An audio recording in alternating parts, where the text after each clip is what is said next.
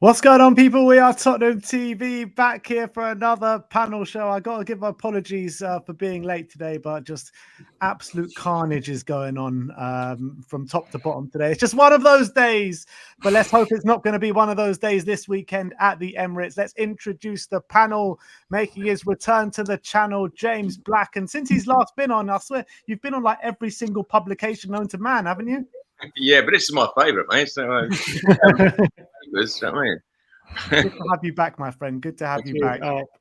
And Sonny Talk Spurs back again from last week. How you doing, Sonny? I'm good, but the closer we get to Sunday, the more nervous I'm getting. So hopefully we can have some positive talk today ahead of that one. Well, yeah, we're going to get into dip into the North London derby a bit later. But the first topic that we're going to get into is regarding questions that were going on the fans advisory board panel last night with Daniel Levy. The question is, did the fans influence Daniel Levy? So he was talking in the panel about, the appointments of Conte, Mourinho, Nuno. He was very much influenced by the fans and the players about getting in a win now manager. Do we think that's kind of true? Do you think he actually was influenced by the fans? Sonny, we'll start with you on this one. What's your opinion? What's your take on it? I did a big deep dive on my channel this morning about all things. So it was very interesting, most of those quotes that were coming out from the fan forum. And with Levy, you have to take everything, I'd say, with a massive pinch of salt, because we've been here before. How many times has he said all these quotes and things about the club in the previous years and hasn't really lived up to it? He's obviously picked a perfect time to do this fan forum as well, when the positive energy at the club is at its all-time high since the arrival of Ange Postecoglou. He wouldn't have done one with Conte because it would have ended up being like the Southampton press conference, really like, some home truths. But all in all, there was some interesting stuff. Obviously, the Kane stuff was very, very intriguing. But obviously, having these sly digs at Conte and Mourinho, of course it's going to appease us fans, because I'd say a majority of us have not really got many good things to say about those appointments now. It is very hindsight, but I respect him owning up to it. But then what else was he meant to do? This is the same guy who literally sat Mourinho in the week leading up to a Carabao Cup final. There's nowhere really to hide. But as I say, pinch of salt, and it's Levy all over, really, isn't it? Yeah. Sonny, I'll just on that topic, like when Levy was talking about the managers weren't the right fit for the club, and people like Postecoglou plays the football we want to see, and they're obviously better fits for this football club. And he actually said, didn't he? They're two great managers, Conte and Mourinho, but they're just not good for this club. Do you think maybe he should have acknowledged more his part in why it didn't work? Because did it simply just not work because they're not the right fit, or did surely he had a part to play as to why those managers maybe weren't successful on the pitch? I think it does take two to tango. You're not, your average football fan knows that a Mourinho and Conte type needs backing, and they need players for now. That squad, don't get me wrong, was still good to do well. Peak Son and Kane. But they needed backing. And Conte, how many times did he say he wanted like the likes of Bastoni, and he ended up with Longley? It just wasn't going to work out. And I just think it was a bit of like naivety. It was almost like Levy was like, I've paid you £15 million a year. I expect you to work wonders. But it is a really tricky situation when you think about it, because, Tottenham are, you have to admit, we are below the rest of the Premier League, like big six, when it comes to, everything, spending and achievements. So you've sort of told these guys, like, here you go, sort of work with what you've got. But at the same time, you have to back managers. You have to do that. But I think we are now in a better place under Postecoglou, and we've got the football back that we want. And I mean, at the time, I thought those appointments were good, and I thought they were worth a shot. But we can all admit they just didn't work out, obviously. Every time you guys say Conte and Mourinho, I just want to say, and even Christian Gross, but Christian Gross ain't part of this one. But James, what are you feeling about this one? Do you feel like those appointments were like heavily influenced by the fans and maybe even some players? I think a little similar to Sonny, really. I think it's on everybody, really. I think they're not the right appointments for Tottenham Hotspur Football Club for the way we want to play. But we did want to win, and maybe there was a little bit of truth to that, but they wasn't backed to the way they should have been backed. But also the personality that Postecoglou brings compared to these other managers is insanely different. And there's not a great deal of change to the squads. And Mourinho and Conte had prime Kane and Son, like Sonny was saying, and should have got more out of them. So I think it's on the manager and that as well. So, yeah, I think it's a mixture of everything. I think either side of these managers, and Nuno, we had Pochettino and now Postecoglou, where I think where we are striking a chord with all the fans and bringing everyone together. So there's an element of truth to it. But, yeah, I still go along with what Sonny's saying as well. Sim, what's your take? I think that I think that the fans have to acknowledge that the noise surrounding the trophy drought definitely must have influenced Levy when it came to who he was appointing in terms of he kind of, when we sacked Pochettino and we made that decision, which I disagreed with at the time. I didn't want Pochettino sacked, but once he was sacked, I was in favour of bringing in someone like Mourinho because because we were so successful under Pochettino, yet we didn't win a trophy. And that was the only thing kind of missing from that project. So the trophy seemed to be the final piece of the puzzle. But I think we maybe got too ahead of ourselves in terms, as a fan base, in terms of the trophy just means everything. We should forego everything just to win a trophy, and a lot of me included. I think I was basically blinded by the fact that we had these trophy laden managers come to the club, and I don't care what kind of football I was going to be watching. I don't care what was going to happen, as long as they can bring me a trophy, even if they're here for 2 years and they burn everything down. As long as they leave, as long as they've left with a trophy in the cabinet, I wouldn't care.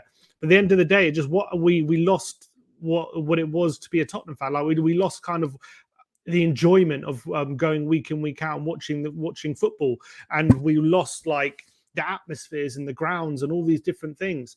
And I think that the noise surrounding that trophy drought, even from rival fans and from our own fans, probably did get into Levy's head a bit. But what I would say is, because I think Levy had it right with the whole Pochettino project, and I think he was onto a good thing. And maybe he got too ahead of himself as to where the club was at when it comes to being ready to really compete for top trophies and being title challenges. Because maybe he thought if the problem was just Pochettino had lost his mojo a bit, and we brought in a manager like Mourinho, he could get the squad that Pochettino was failing with back to where peak Poch was without as much investment. And I think he calculated that very wrong. I think if you were to go, I think Levy should have acknowledged that if he was to go in that direction of the trophies, of these trophy managers, then you can't, and especially trophy managers who win their trophies like Mourinho and Conte do, which is built on a very solid foundation of a defensive line, keeping clean sheets, not being very hard to beat. Then I think he has to acknowledge that he didn't do enough for the managers to give them the tools to win trophies. And I don't think he acknowledged his part enough. I think Ben's gone. That's all right. I think he didn't. I don't think he acknowledged his part in the fan forum enough of the part he played as to why those managers didn't work out. As much as I agree with him that the managers weren't the right fit for this club, and we all knew it was an uncomfortable relationship, really, when they were appointed. I think everyone knew that Mourinho was only really here because his career was kind of going downhill at that point, and he needed there was not many too big jobs he was willing to be taken for. Conte was out of work, and we were pretty much desperate at that time because Nuno was crashing and burning, and we were so just desperate for anyone good that we kind of, I think, gave Conte a lot of false promises as to what we could offer him in terms of like players on the pitch. So I think we knew they were uncomfortable relationships, but if you have taken that decision to make those appointments, which they ended up doing, then you have to go fully in with that project that you've decided to do, and you have to buy into it, and you have to make sure you give those managers tools. Don't give the manager Eric Dyer at the back and ask him to try and win the league. You just don't. Then it's a recipe for disaster. You don't. You have to give like if you look at the job that these guys actually did, like Conte was a point of third place when he got sacked. Now, I don't think anyone could look at that squad yesterday and say last season and say that we should have definitely finished top four, and that's where we were when he got sacked. Not to say that he would have finished there. I'm saying that's where he was. That's where we finished when he left his job. We were in the top four, and we ended up finishing 8th. Mourinho was sacked the day before the cup final. So I don't think those. I think those managers were not the right fit, but I just don't think the hierarchy helped the managers as much as they could have when it came to giving them the tools to bring that trophy that we all wanted. So I think he maybe could have acknowledged that in the fan forum, that maybe they could have done more. But I'm happy that he's finally, because Levy hardly ever admits when he's wrong. So I'm just happy that he's come out and said, look, we made a mistake. Those weren't the right managers for this club. and we're now going in a direction the fans are more on board with. But I've not seen it. Go on, I've not had time to see it. Is it? What did he say exactly on that? What did he say on the manager? He said like, I know he had a dig at Conte, in a bit of that, but I've not seen the actual quote. What did he say? The bit about Conte was an answer to a different question. He was asked about why he picked Postecoglou, and he said that Ange, he really liked Ange when he met with him, and he seems like a very normal, down to earth person, like a normal bloke. And he said, what I like about Ange is what he says to me, to my face, he means, and he doesn't go behind. He said he doesn't go behind my back and say different things to other people. And then the host said, "Oh, I can't even imagine who you're talking about." And Levy said, "I don't want to name names, but yeah." So that was a little dig at Conte. I think pretty clear. Maybe Mourinho as well, but I think probably more Conte. I think with those managers as well, the biggest thing that I take from it is it almost felt like a little aura of they were doing us a favour. Yeah, whereas Postecoglou and Tottenham, it's like it's straight away, like everybody's together, and I think that's down to obviously everyone's attitude, but Postecoglou's attitude. So bigger than like the Levy appointment, I think it's that feeling of like someone doing us a favour, which Tottenham fans are never going to accept. You're not doing us a favour by managing the club. Do you know what I mean? So having that there is amazing for me. I think the man's just incredible, and in every press conference I see the way he's handling himself, and how did he handle himself? Like I've been really busy. I've not really dug into it. I know it's available to watch, isn't it, on the Spurs website? It's on the YouTube. I believe it's on the YouTube channel now. Maybe the highlight. I mean, the full thing is on Spurs Play, which I watched. I think they've got a thing on YouTube now as well. It was brilliant. It was really, really good, really insightful. There's some really good questions asked. I thought Postecoglou handled it brilliantly. He was his charming, humorous self with some really great answers. I think the most interesting stuff definitely came from Levy when it came to, because he's the one who ultimately makes decisions, isn't he? So it's interesting to hear his point of view. And one interesting thing he said was, he was asked about in the answer to the manager question, he was asked basically about winning trophies and stuff, and he said basically, even if, I think we've all agreed that even if it takes us longer to win trophies, or the process will take longer, the fact that we're playing this football, this is what the fans want, and we should be willing to have a bit of patience, even if it takes longer to win. Because of the football we're playing. And do you guys agree with that? Because I'll go funny because some fans, I'm not saying I'm one of them, but some fans would argue we've been patient enough. It's been 20 years. We've been through multiple projects. Should we allow the board to have even more patience just for some nice football? Or do you think, given how much money some clubs have, like Man City, and they're just awash with like state-backed money, we're just not that kind of team, and if we have to do things a different way, even if it takes longer, then so be it, and that's what we should that's the kind of way we should go. I think not to give them all their praise ahead of Sunday, but you just have to look at Arsenal and see how they've done it. They've been patient. Their project is now in its 5th year. And at the beginning, there was a lot of people calling for, Arteta out. And obviously, he won the FA Cup, which did help his stock quite a lot. But I'd say it's only into obviously last season where it was properly coming together. And that was in the third, 4th year. So that's the thing. We sort of need to go down another project like Pochettino. But what we need to do, and what Levy needs to do, is learn from the mistakes of what happened with Pochettino and that whole thing, because we were riddled with mistakes. We obviously went off the back of, having the best defence in 2 consecutive seasons. We were involved in 2 sort of title pushes, you could say, because of, in stages, Leicester and Chelsea led. We didn't really lead at any stage, but we put the pressure on, as they say. But, we need to sort of learn, not going a whole calendar year without spending. I can't see us ever, I can't see that happening ever again. But I believe, if we can learn from these mistakes, and, we, as you say, Sim, we are never going to spend the money of a Manchester City or a Chelsea.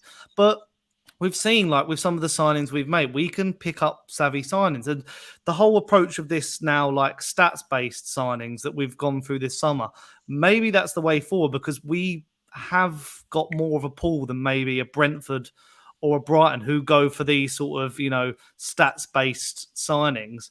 But we could probably give them more wages and more prospect of consistent European football going forward. So there has got to be change, and Levy has got to realise that that's got to happen, because it's either you change now or the fans will want a new owner come in. And, if we brought in an owner who's maybe, state-run or something like that, are Tottenham losing their soul potentially? That's a question maybe for another day. But, yeah, it raises more questions than answers, I think, these sort of debates. Yeah, and like thinking about that, the manager situation, it's very possible. Let's say, obviously this season we're going very well at the moment, but it's not entirely impossible that maybe things don't continue to go this well. Maybe we finish 6th or 7th, let's say, this season. That's not beyond the realms of possibility.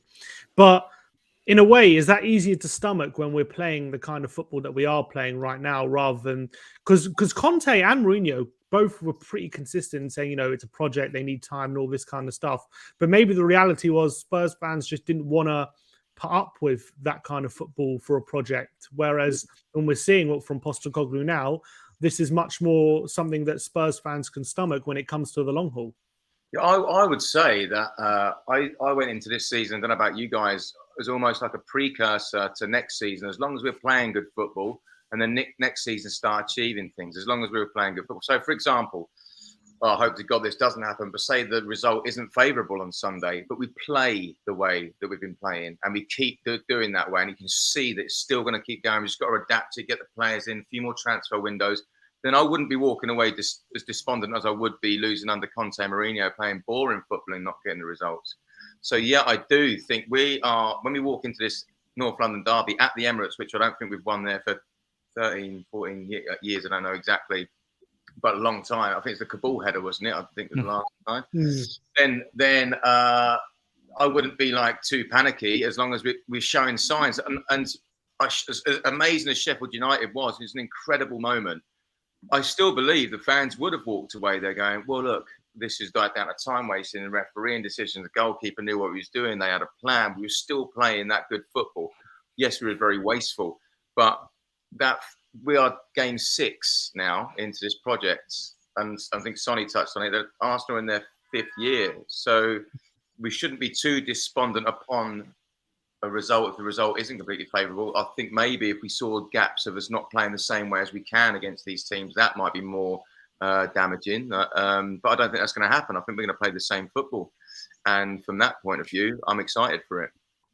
One thing, I guess, to touch on about what Levy said in the forum was the Harry Kane thing, because he said that there is a buyback option in Kane. Basically, he kind of only said a few couple words. He was asked, "Is there a buyback?" He said, "Ha ha ha, of course."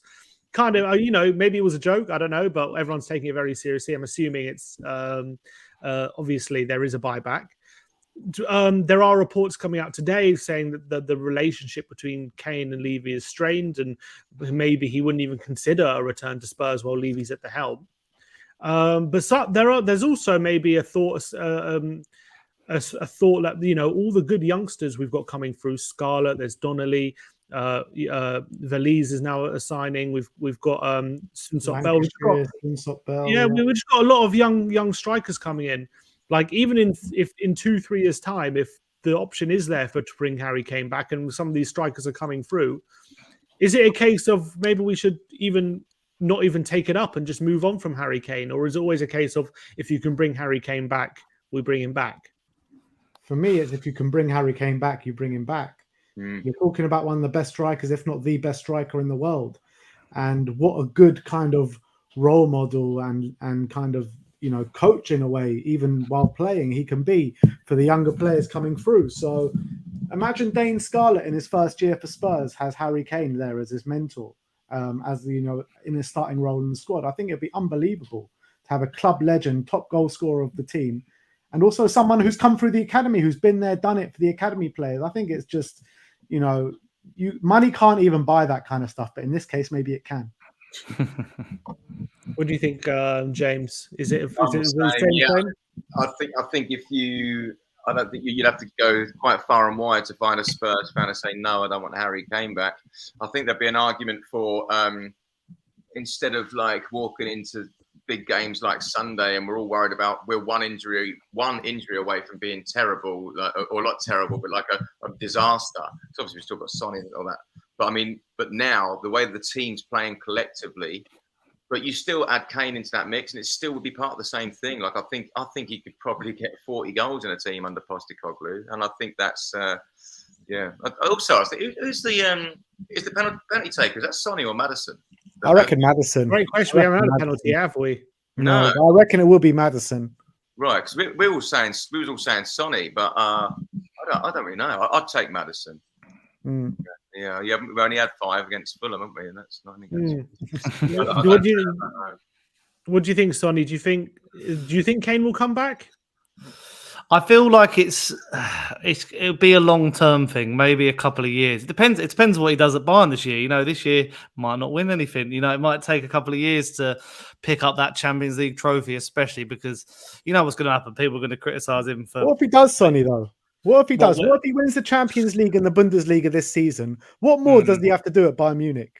It's sort of done, isn't it? I mean, if he did a treble or something like that, that'd be like sort of the pinnacle. But I guess, I mean, I can't remember the length of contract he's signed, but if I'm him as well, like you go and win it, if he was then to return and go to, say, a Man United or someone like that, because that's who people will tout if he does return. They'll say he'll go to Man United. But I still can't see him at Man United. I don't know why. I feel like there's something in the like visionary where I'm just like, I just can't see it. That's why he went to Bayern. I feel like he was shoehorned into a move to Bayern because Levy didn't want to deal with Premier League clubs, and we don't deal with Premier League clubs in the Big Six or whatever.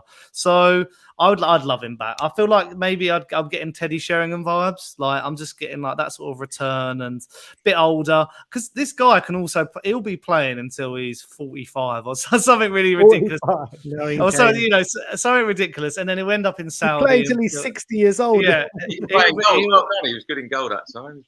Exactly. He's got the potential to play for years. He's like, you know, he's injured. He's brushed off all those injuries now. Like you can't talk about that anymore.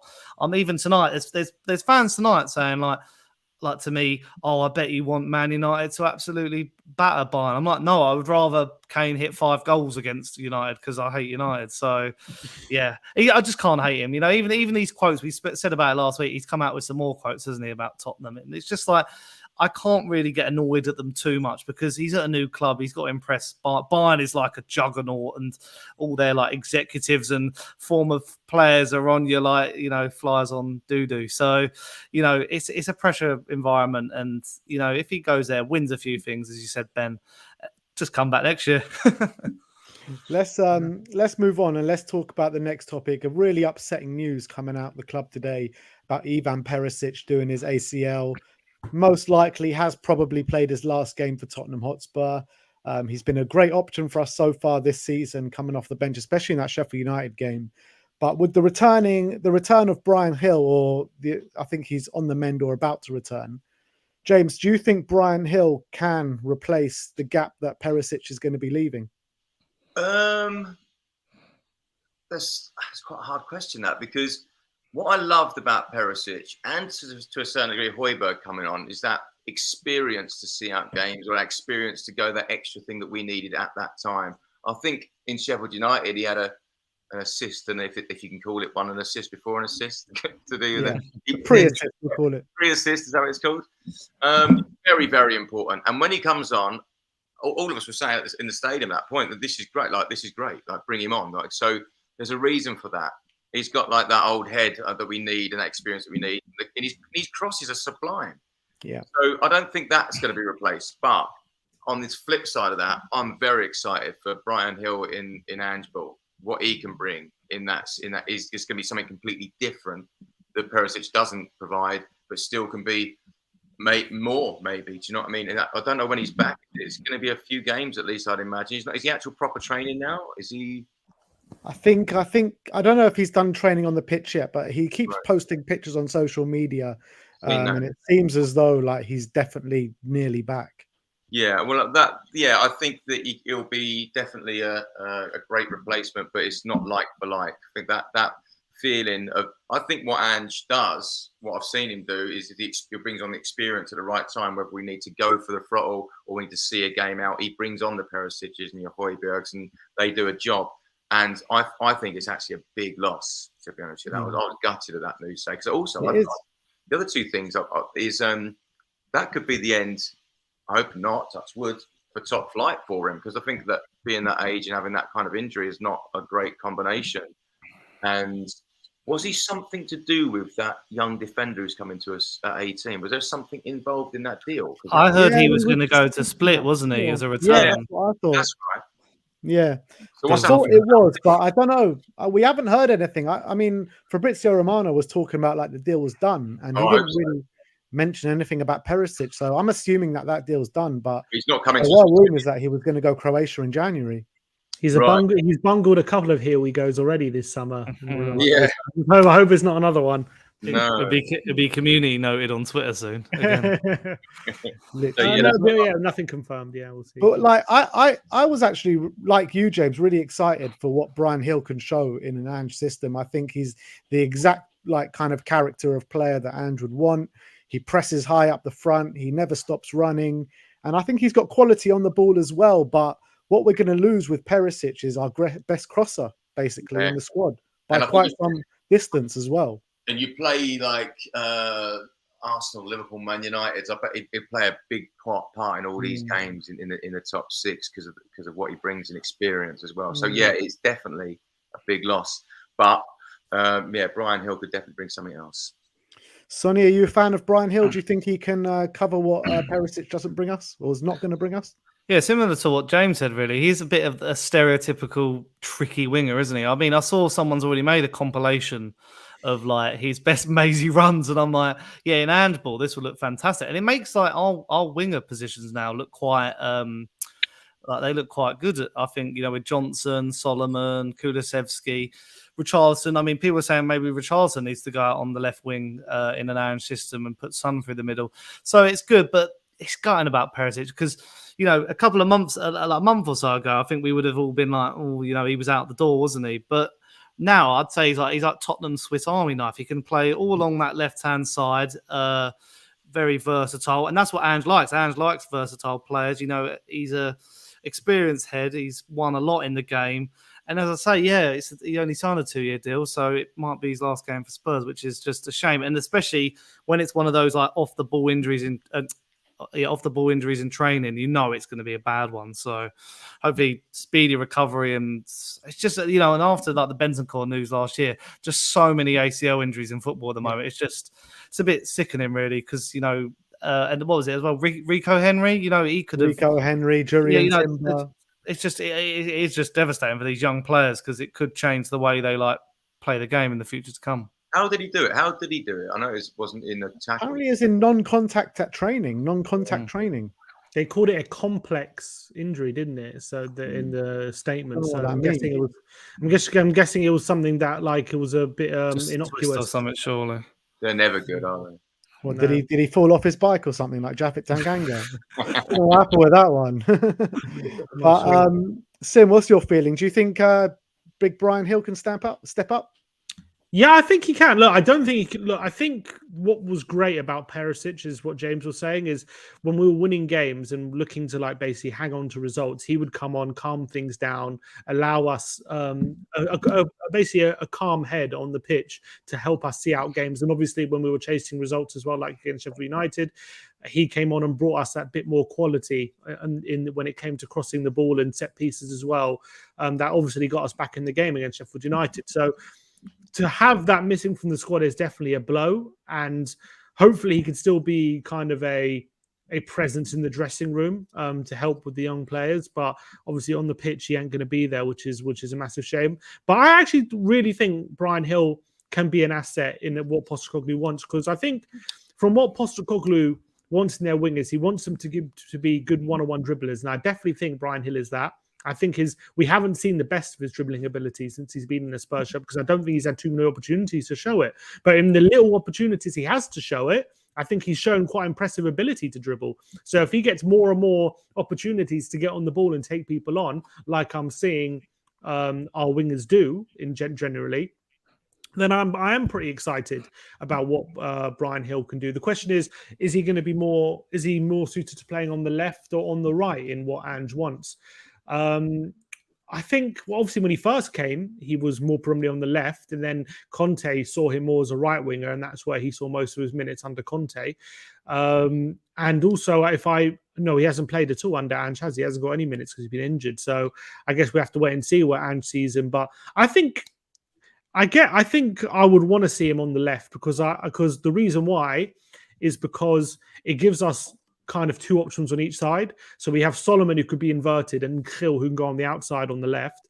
And then we have Kulusevski, who's inverted, and Brandon Johnson going on the outside on the right. So it makes us unpredictable on both sides. So that's what I kind of want to see Bryan Gil develop. And I think he can do it. And I think as well, he's got decent delivery. We haven't really seen the best of it in a Tottenham shirt, unfortunately.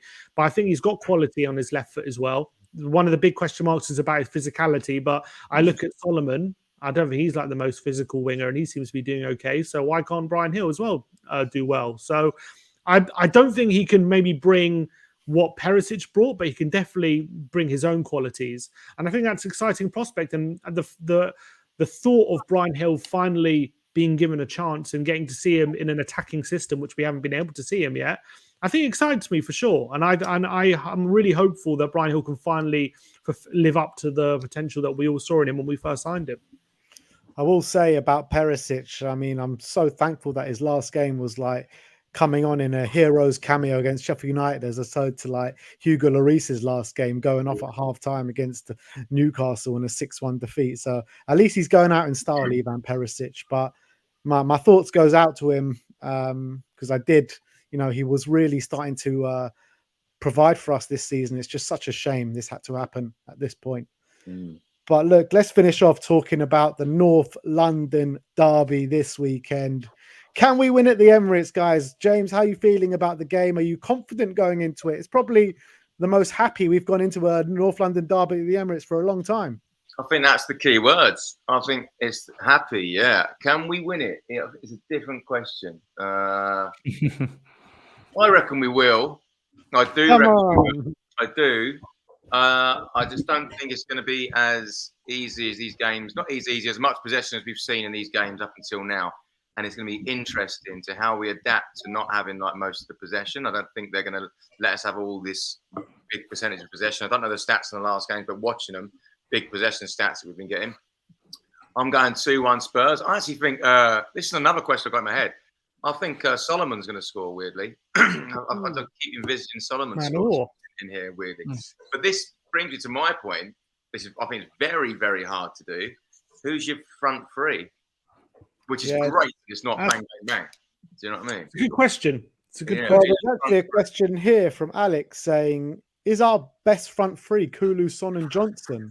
I would still stick with Solomon, Son, Kulu starting. I really want to see Johnson start this game, though. I think he's got those attributes that can really hurt Arsenal's back line.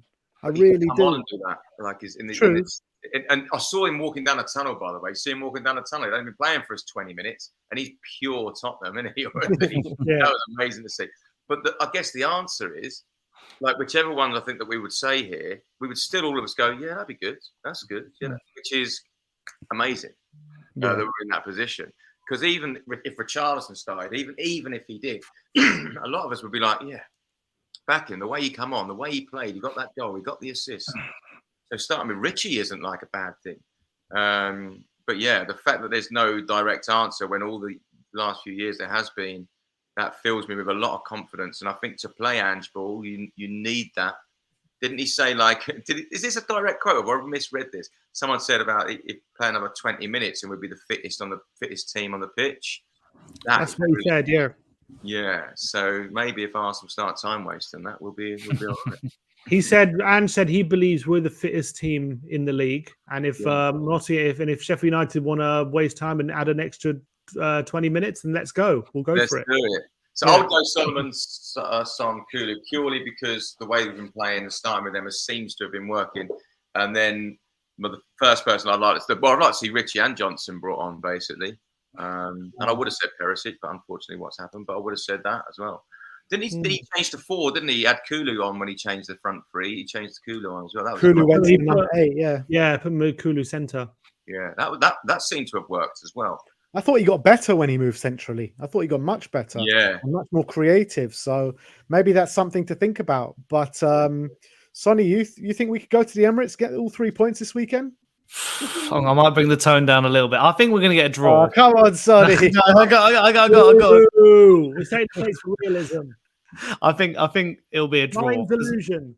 I just think that midfield battle is going to be like very interesting because this is going to be the first real big test for Basuma. I'd say Maddison, I think, could have a field day if he's on form, especially with his vibe and attitude. He's winding up the Sheffield United players at the weekend as well. So I feel like if he can get in some Arsenal heads, that'd be perfect. And I feel like it's just going to be quite congested in that midfield as well. If you think our fullbacks are going to be in there, their fullbacks are going to be inverted in there. So it's going to be a game with fine margins. I can see us attacking them. Do you know what it is with Arsenal?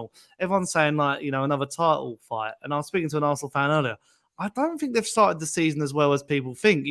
They're getting results, but I still think they look a bit sluggish. They're slowing the game down, and their defense doesn't look as strong. Whereas we're going to be zipping that ball, we're going to be moving it quick. We aren't going to stop from minute 0 to 90, hopefully. So the thing that worries me is I think one over the top ball, and when you've got Saka instead of Cameron Archer or someone like that. They're the players that will punish you. I think we're ready for this test. I think this test is going to be a good one, but I'm going to have to sit on the fence and get some splinters. I'm sorry, I can't say a win at this stage. I think Liverpool. Draw, Sonny. You going for a draw? Yeah, I'll go 2-2. Just to add some context to the predictions before we carry on, Arsenal are playing tonight, and they have gone full strength in their lineup. Who's in goal? Devon Raya is in goal. But so they've been in goal. But other than that, it's pretty much as you'd expect. It's White, Saliba, Gabriel, Zinchenko, Rice, Odegaard, Odegaard, and Havertz with Saka, Trossard, and Jesus starting. So, do we think that them playing in midweek and Spurs having a free week could have a potential impact in this game, regardless of whether they get injuries or not? On how moany Arteta's going to be and the excuses he's going to have post-match. But yeah, no, they should be used to it. I mean, last season, I think they only did so well because they didn't have these distractions. I think not only, but it's played a massive part. But I'm the same. I think they haven't started the same as last season, and I think maybe they need a team to come along to find them out. Also, like this is another thing I thought. If you could choose one from the Tottenham team to be on form, would see out the game, who would it be? Basuma for me. Basuma, 100%. I think if Basuma controls that midfield, then it gives us such a big chance to go and win that game. I think. Yeah. James, or Sonny, or Sim? I mean, I know your answer, Sim, but do you think that Basuma is better than Declan Rice? It's such an unpopular opinion, but I can't see the things that Basuma can do with the football. Yeah. Rice could only dream of doing those kind of things. And we were with some Arsenal fans last night doing some content, and we brought the suggestion over that Basuma is better than Rice, and they didn't even want to listen to it. Never even mind debate it. You know Shock what I mean? horror. They're so arrogant, those lot. It's unbelievable. I think of course he is. I think it's quite obvious. And I think the only thing that Rice is better at doing is getting more money for value for that market value for Rice is just mental. Yeah. It's crazy. I'm surely even the Arsenal fans will realise that that's crazy money. So say Rice went for what he should have gone for. Let's say 75, 80 or something like that. 60, a bit more 65. Realistic. Yeah, 65, 20, 15, 10 million. But what he should have gone for, then I think that it would be quite an easy thing. And I think that price has made it be the way that it is. But I actually don't think it's even that close. I think Basuma's quite a bit ahead to what he can do to football. That assist as well in the international, you see that. As if Declan Rice could do something like that. So yeah, he's got more strings to his bow. So I'll give you £1 million before I see Declan Rice doing something like that assist that Basuma did against Mark. He's just £100 million Mark Noble, sideways and backwards. Basuma knows what a forward pass looks like. Let's just put it that way. Well, do you think Basuma's better than Rice, Sonny? I mean, I'll be honest. I did a video on this. What was it after I think the second fixture.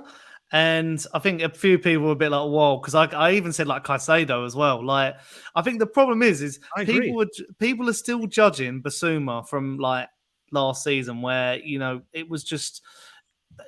There's no point judging people from last season. I think you had to wipe the slate clean because last season was just a disaster. But apart from Harry Kane, but I think when these players have cost £100 million and they're not goal scorers or goal contributors, why isn't Basuma in that echelon? And the fact that we did pick him up for 25 million, and also he's probably now one of the only players to leave Brighton and actually turn out all right. I'm thinking of some of the others, maybe McAllister, but still early days for him as well. But I just think Basuma offers, we said it last week, didn't we? Very Dembele-esque, glides on the ball, finds the perfect pass all the time, strong. So I think, he will have to have a great game. I think as well, answering the other question that you said, Ben, I think Destiny Udogie, he has got to make sure he's got Saka locked down on that right-hand side, left-hand side. Because, Destiny Udogie's looked great this season, very fast and good in attack, but maybe he's going to have to do a bit more defending because people did say, didn't they, can this wing-back play full-back? And that will show if he can. But, he's got the pace to deal with Saka. I don't think, Saka's been all right to start the season, but let's just hope he has him in the pocket. We've got Van der Ven as covering the centre as well. That's coming back good as well. We've got to remember. Last season, we'd have had Eric Dyer coming back. You know what I mean? But now we've got Van der Ven chasing. That fills me with a lot more hope. Is Martinelli injured or is it one of them injured? Well, I don't think he's on the bench tonight. So let me see tonight. They said there's a possibility he'll be back. So he said there's a possibility, but the way he said it, he didn't seem confident. So he could. He's not in the squad at all tonight. I mean, it looked like he had a hamstring, so that's usually like 2 weeks minimum at the very best. I'm worried more about Porro's defence attributes. I think that's why I'm asking that than Udogie's. Yeah, I'm definitely less worried about some like Trossard still a good player though. Dribbling ability. He's a different player, but I'm not saying he's a bad player. But Martinelli one-on-one is a demon when it comes to his dribbling. Exactly. He's incredible. Trossard's not as good, so I'm less worried about Trossard in those aspects than I am about Martinelli. Would you put Royale over Porro for the NLD? It's a good question actually. Got sent off, didn't he, last year in the same thing? Yeah. he needs to right those wrongs from last year. That's the reason why I wouldn't, I think if Martinelli was fit, I'd consider it. But the reason why I wouldn't is because I think Arsenal are going to be leaving a lot of space, just like we are. But I think Arsenal just as much are going to be leaving a lot of space. And if Porro can find an opportunity to play a through ball to Son, or something like that, I much more back him to be able to pull it off than someone like Emerson from a deep line position. So I think I don't think it'd be well in the midfield. In the midfield, I don't think Emerson is as strong either, where Porro's going to drift into that position. I think, as you say, the passing, the strength, I think Porro's better in that position, which is a shame because obviously Emerson did start that first game quite well, but I feel like he still couldn't deal with Mbueno and Vissa. So I think Porro's the better shout. We are away at the Emirates, and I think there might be more defending to do than we've been doing so far. That's the only my definitely. Arsenal's defence don't really hold up well at the Emirates. They keep conceding in the first few minutes of every single home game. I think they haven't kept a clean sheet at home since January or something. It's been a long time since they kept a clean sheet at home. So for some reason, they seem to be a bit open when it comes to their home form. Maybe it's because when they're at home, they're a bit more confident and they're not as measures. They commit a lot more players forward. I feel like away from home, they're a lot more compact and they're a lot more defensively conscious. Whereas at home, maybe they let go a bit. But look, North London Derby players much slower away from home and they're much more solid and composed. Haven't they got a dog called Win, which is the most David French thing to do? That's absolutely embarrassing, isn't it? That dog goes missing. He was in the team photo. Did you see that? He's at the front. Right. I don't know. Arteta does loads of weird stuff. He's David Win, isn't he? He's David. What was the light bulb thing where he took the light bulb into training? It's I want you all to be like Thomas Edison, be creative and invent electricity, whatever. Invent the light bulb. You'll never walk alone on the training pitch. Envisage you're at Anfield. Surely most Arsenal fans look at that go, shut up, man. 100%. I think there's a lot of different tactical battles, though, when it comes to this North London derby. And I think the fact that they're playing tonight as well, I think definitely plays into our favour because I definitely think in terms of energy and intensity, it's going to be a big factor as to who picks up if anyone picks up all 3 points, who it is going to be. I think who can find more space, Maddison or Odegaard, is going to be a very crucial factor as to who is more influential in this game. But what I am worried about is definitely Arsenal's wingers compared to our wingers, because they're just a bit more explosive, especially Saka. Obviously, if Martinelli's fit, he's in there. I'm less worried about Trossard. I think he's more in the Kulusevski kind of mold of a winger. But when it comes to Saka, they've got a really explosive winger who really enjoys playing in the space and is so good in one-on-one situations. And I think a lot of it is going to come down to who of the wingers on either side wins their individual battles with their fullback. And I think a lot of it is going to come down to that. And I'm just looking at Saka. I can see him. I'm not saying Udogie is bad or a liability, but Saka's just incredible with his pace and dribbling ability, and he's strong as well. And I'm looking at Kulusevski and Solomon, and or it depends who we play, but I'm not as confident in Solomon being White. I do think Kulusevski can get some joy out of Zinchenko, but it's just where the position is picking the ball up. Zinchenko, mate. I'm really hoping Zinchenko plays. The way these lot go on about Zinchenko, I swear he's like Roberto Carlos or something. I swear, like the geezer cannot defend to save his life. I really hope he plays. Winschenko. We got to target him. We got to target him time and time again. Get Brennan Johnson in behind Zinchenko every time. That's a good And I think Basuma as well is going to be vital with his, because if he plays like he's been playing in the last first few games, with his ability to be press resistant and actually attack the space when he finds it, and if he can perform in a similar way, I think that's going to be a big key to winning that midfield battle, because I don't think Rice is capable of doing the same thing. And what's going to happen is Basuma's going to break the lines, hopefully, with his press resistance and ball carrying, and that's going to draw attention, and it's going to force Arsenal to commit players towards him. And hopefully, if they do that, that should open up the spaces for the likes of Maddison to find a bit more space in the final third, whereas I don't see Rice having that ball carrying ability that Basuma has. So hopefully that we could still lock down Odegaard more than they're able to lock down Maddison. So there's a few different tactical battles going on in this game, and it's going to be very interesting to see how it plays out.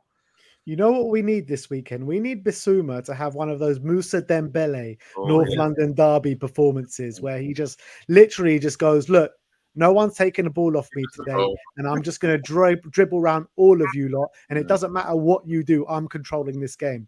That's exactly what we need from Basuma this weekend. And if that happens, then I'm 3-0 win. That's what are you saying, Tim? What score do you reckon? I said 3-2 to Spurs in my.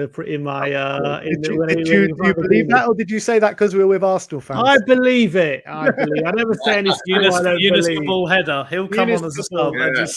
I just look. Whether we win, lose, or draw, it's we're still going in the right direction. That's the main thing. But I look. The fact of the matter is, Arsenal are ahead of us in their project, and at the end of the day, we have this is our biggest test. This is also the first time we're probably going to come up. Well, look, Man United also did try to dominate the ball, and I felt like they did for a bit before we found solutions, and we started to dominate the ball in midfield. So I think Arsenal obviously better at keeping the ball than Man United. So this is the first time where I think we come up against a team who are really good at keeping the ball and have a lot of quality as well. And so it's going to be interesting to see how we cope with that. Are we still going to dominate the ball, or are we going to cede possession to Arsenal? I think that's going to be a big question mark as to who basically. We just don't know. It's too tough to say. But I'm going. I think the fact that Arsenal are playing tonight and are playing their full strength team, and we have a free week, and we're going there full of confidence, and Arsenal aren't playing that well at the moment. I'm just hoping all those factors can have a big say in Spurs actually pulling off a surprise on Sunday. And I think we can. I think tactically, I think they're our kryptonite, but we could possibly be their kryptonite as well in terms of how we play.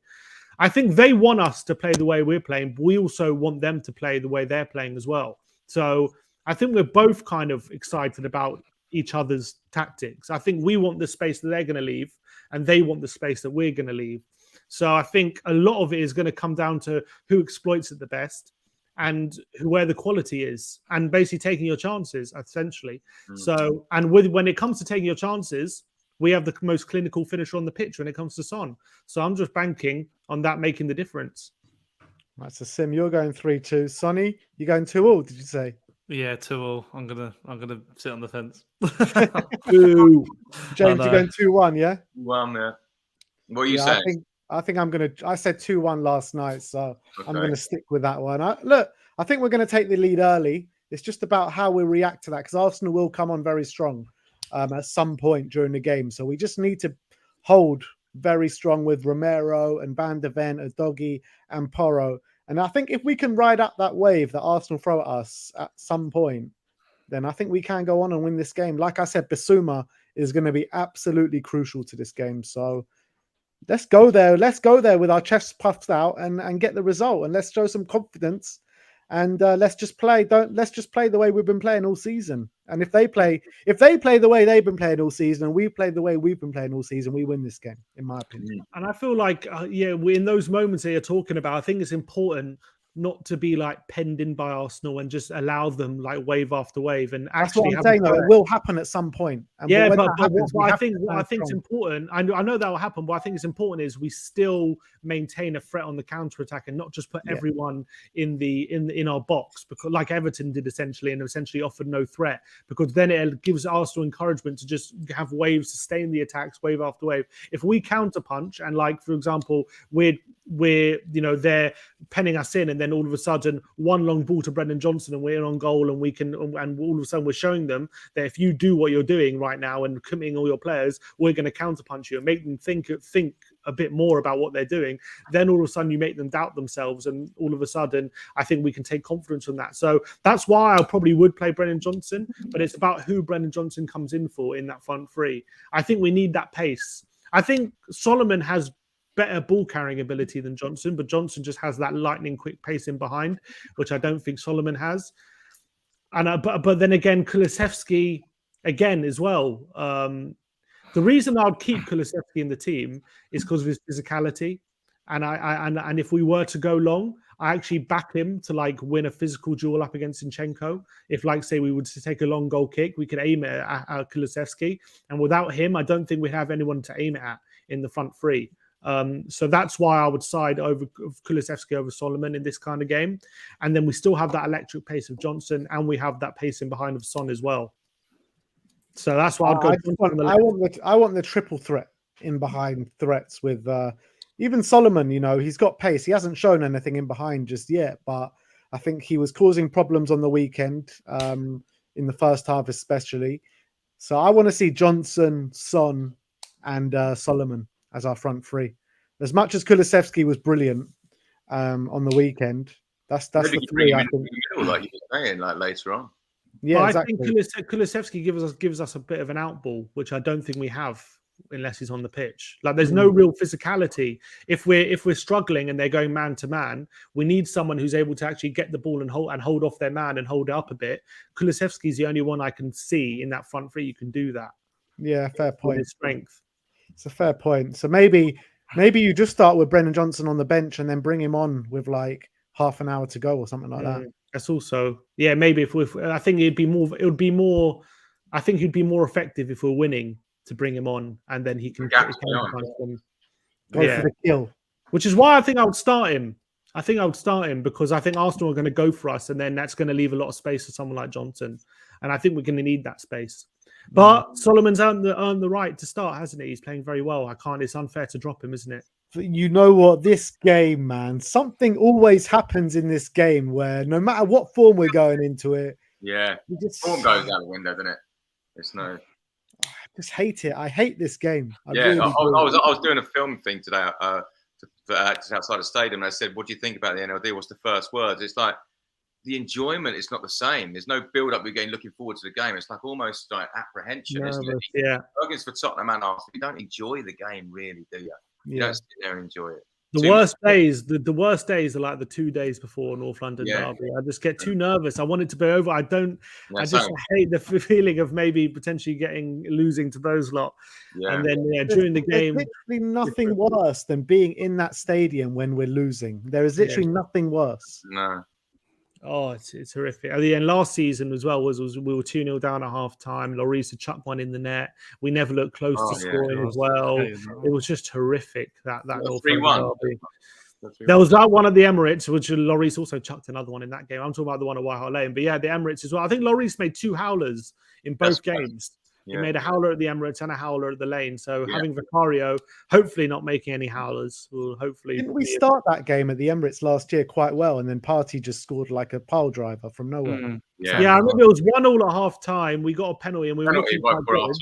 Yeah, it was 1-1. We were looking all right. We were counter-attacking quite well, and then Lloris just makes a howler, and then Emerson got sent off, and it was game over after the hour, and that was it. Yeah. Pretty much. All right. Well, sorry to finish off on a. We're going to take him this weekend. Wait, before we finish, I want to just ask James, like, how's the last 2 weeks been for you? Because as Ben mentioned at the top of the show, you've been on Talk Sports, Sky Sports, all these different things off the back of your song about Ange Postecoglou.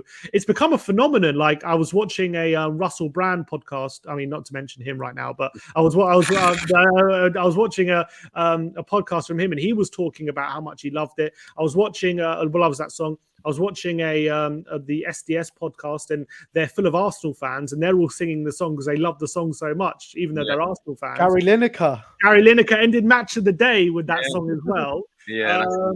Just tell me what it's been like for you over the last 2 weeks about all the attention you've been getting. How it was like for me, I could never be able to. I've done loads of things in music that I'm happy with, but I could never describe to you the feeling. I was in the concourse, and because I have to leave to get ready to play, and it was 1-1. Then we scored, and I just dropped to my knees, just being so happy. And I know it's people say only Sheffield United, but it's the manner and the minute. So happy, and then as I'm up on my knees, I can hear the fans starting to sing the lyrics, and I'm like, "What?" So already I'm feeling a great moment. So I run out into the stadium. And the fans are singing it. Now, nothing will compare to that. And that includes like Robbie or whatever talking about it, because this is all for the fans. Like, the fans will tell you if something's good or bad, and so they should. The football club is Tottenham Hotspur, the fans. So when they're picking it up and they're singing it off their own, that feeling was better than anything that I've ever sort of really. I've had it a bit with the Champions League one, but not as good as this. And it wasn't. Yeah, that's insane. And everything after that, it's just been. Just enjoyed it. Just been happy and just enjoying it. The club are engaging with me. The club are happy with what I'm doing, and that's coming from like the top people with me. So it's really nice that I'm getting that sort of support from them. But again, nothing is bigger than the fans singing it, and so they're the right judgments of whether a song's good or bad, and everything that's happened up and before it and will happen afterwards. The only thing that I'm really, truly, really proud of is the fans singing it in the stadium. That was just insane. James, did you know they were going to play Angels at the end of the game? I got an inkling, but I'll leave myself out of it. They'd come down with the cameras and they were speaking to me beforehand and stuff. Because they got on to match day, the match day uncut thing. There was That's it. I saw you on that as well. Yeah. And so I kind of knew something was kind of happening, but just the best way to do it is you leave them up. You can't tell them what to do or whatever, just leave it up to them. And when they come down, all the fans were singing in the White Hart bar already, so I think they kind of knew to try and get hold of it. But I was also getting not just the fans of the stadium. I get, like, for example, today on my phone, I've got fans from Mexico, China, Singapore, sending me them singing like stuff and singing the song, and it's like it's going around the world. It's like, what the hell is going on? Unbelievable. Do you find it funny, like Talk Sport, like they invite you to the studio just to play Angels on your guitar? It's just quite funny, isn't it? It's quite funny. Yeah, it's weird. It's like I think it's something that's. I don't think you ever see that really with musicians. It's a bit of a freak moment. I think it struck a chord at the right time, maybe the right lyrics at the right time. You have to have a bit of luck with this wave, and obviously Robbie, even though he didn't credit me at first, he helped out. If it weren't for Robbie, none of this would have existed, because I wouldn't have taken Angels anyway. And so he played a massive, massive part in this getting to where it got to. I mean, it had gone global before, because it went to Australia and UK, it went big before he got hold of it, which was great for me. But I was kind of like, not apprehensive is the thing. It's almost like it's not the important thing. Like the important thing is the fans, and so that just at the end on Saturday, it was like, wow, this song's done really well, and just felt proud of it at that moment. Come back home, turned on Match of the Day. Yeah. The reason I support Tottenham is Paul Gascoigne and Gary Lineker, and he ends on that. I'm like, what the hell is going on? Simulation or. Tell us, James, any more songs in the pipeline? What are you working on at the moment? Yeah, there is. Yeah, there's just, again, it's about feeling the vibe of the crowd. I've got one that's I think you guys put on your channel that I quite like. We've got our Tottenham back with Come On Feel the Noise. That went down really well. And there'll be things, and like moving forward, it'd be good to get something where we're involving the fans and stuff and getting some ideas and that again, because it's about those guys. It's everything's for them. So that'd be good going forward as well. But yeah, there's definitely stuff. It's just got to be done in a nice, organic, club first kind of scenario. Because I'm a Tottenham fan first. I'm not a musician trying to be boosted. I'm a Tottenham fan. So yeah, absolutely. Yeah. But James, do you want to tell the people where they can find you more online? Yeah, Voice of Spurs on Twitter, Facebook, Instagram, TikTok, YouTube, and I'm playing at the Liverpool game, Shelf Bar, block 120, level 1, pre and post game.